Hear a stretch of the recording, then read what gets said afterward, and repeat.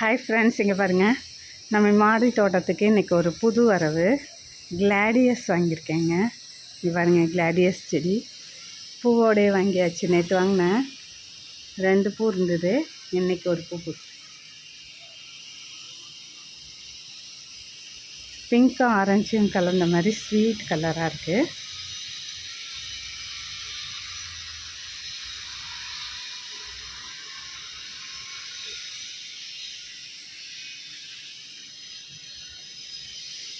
ஒரு 3-4 மொக்கு இருக்குது, அப்புறம் 3 பூவும் இருக்குது. அதோடு சேர்த்து வாங்கினேன்.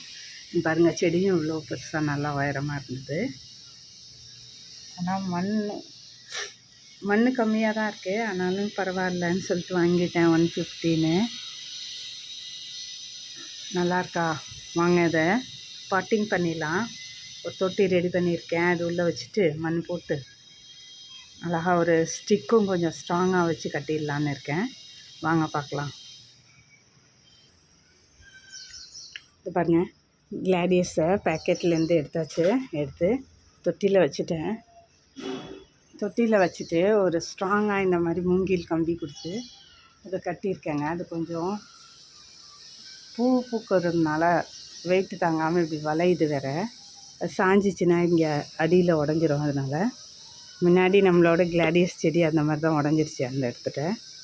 அதனால் இதை ஒரு கம்பு வச்சு கட்டுறேன். வாங்க, மண் போட்டுடலாம். கிளாடியஸ் செடி நட்டாச்சுங்க, சுற்றிலும் மண் போட்டாச்சு. வாங்க, கொஞ்சம் தண்ணி ஊற்றிக்கலாம். தண்ணி ஊற்றியாச்சு.